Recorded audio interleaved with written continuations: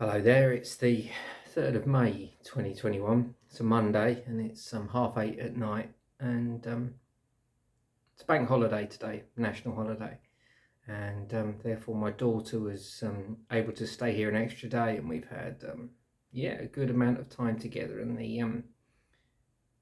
the feeling of being settled in this new home is very much there. Got the bedroom sorted out,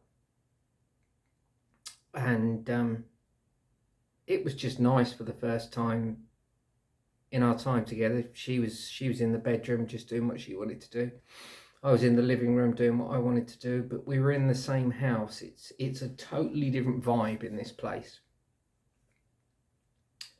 when I'm completely on my own like this to when she's here but in a different room. And I like, it's like having a pet. When you come back to a house and there's always that heartbeat there. It's a nice feeling. You don't have to be in each other's faces relentlessly in life for company to be enjoyable. I can remember there's one guy, two people I can remember 20 odd years ago. One person came to stay. I hadn't seen him for a couple of years, and in the morning I went up, got downstairs, and couldn't find him. And he was sitting at the bottom of the garden eating a bowl of fruit and yogurt and reading a book. And he just really knew it was important to him to just be in his own skin. He was his own man, and he was so low impact. And there was another person who came to stay who was one of those people who would be in conversation with you and would constantly sort of move between rooms with you when somebody's staying long enough for you to need to be doing your chores, and they're constantly getting in your way and following you around, and you just think, please sit down and just give me some space. And it's amazing how different people can be. It's like that guy at work who you get on with like a house on fire. They're like a brother to you, and then they're off for that week, off on holiday or what have you, or they leave the job and you're with someone else, and you think, yeah, you'd have thought just another human being, we'd be able to sort of find some common ground, but you can't speak to them. Past hello, there is literally nothing there. The void between you is just vast, and with that other guy, it's just not there. Even in silence, you find complete and utter sort of fulfillment in your friendship. The energy that differing human beings have is just astounding. It really is. I found myself feeling a lot more assertive and strong in just aspects of life that I've been wavering in for a long time.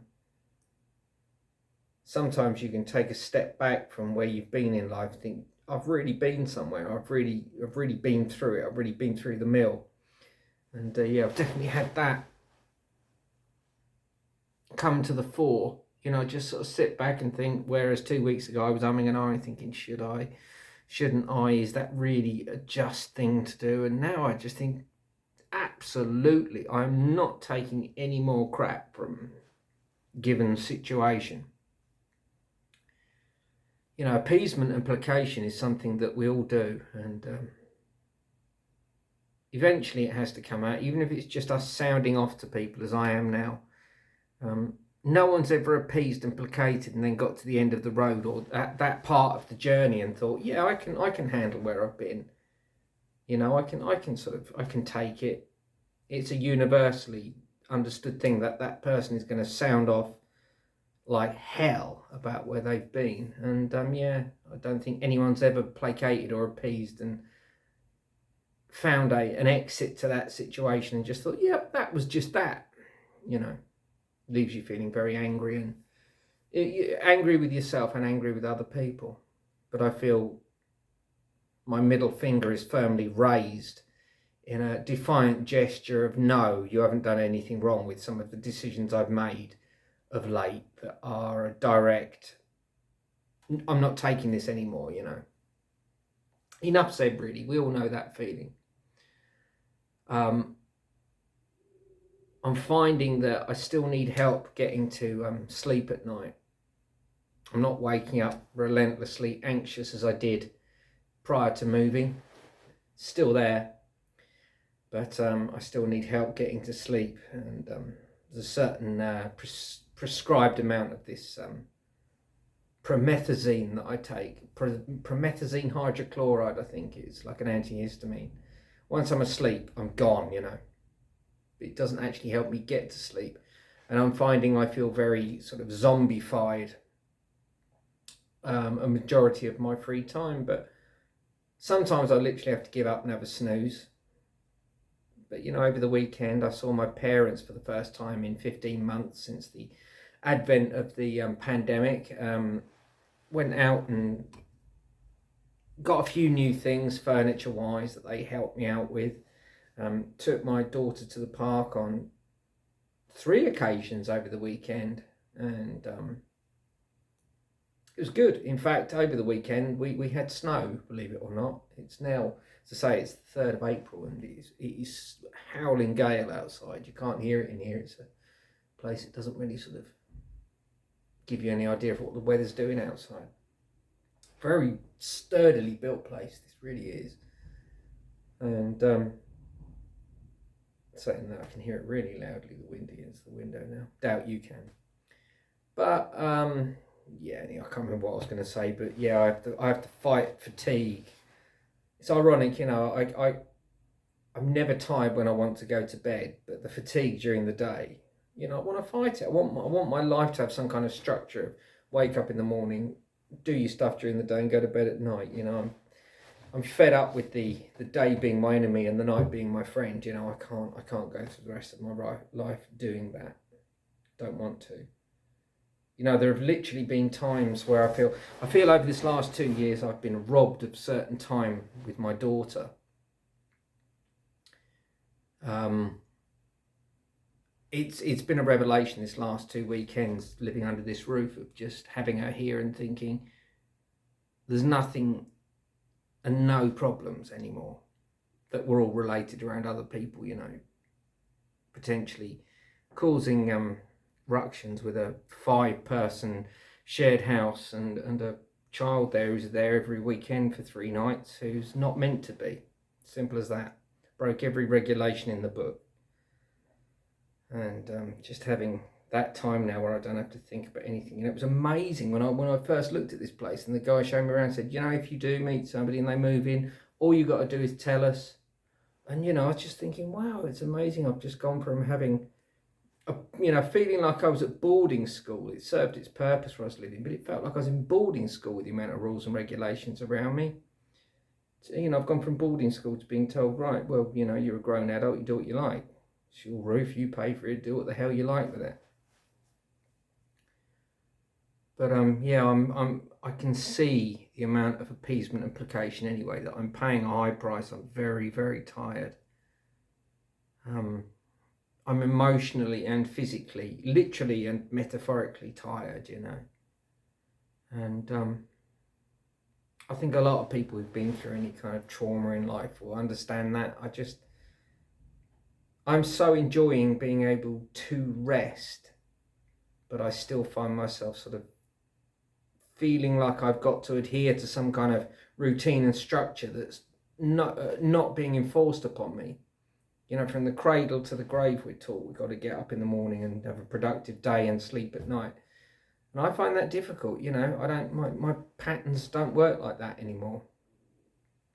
And it's all to do with, mental illness. And I do find that a tough one. But I put structure and rules in my way that don't actually exist outside of my indoctrination into believing the day is for productivity and the night is for sleeping. There have been even up until recently. This last time my daughter arrived on Friday.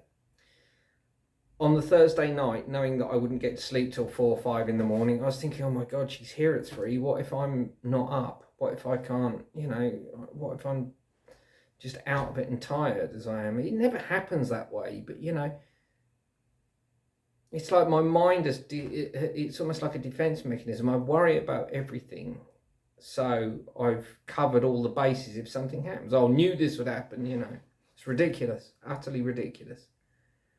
But I do feel better in myself.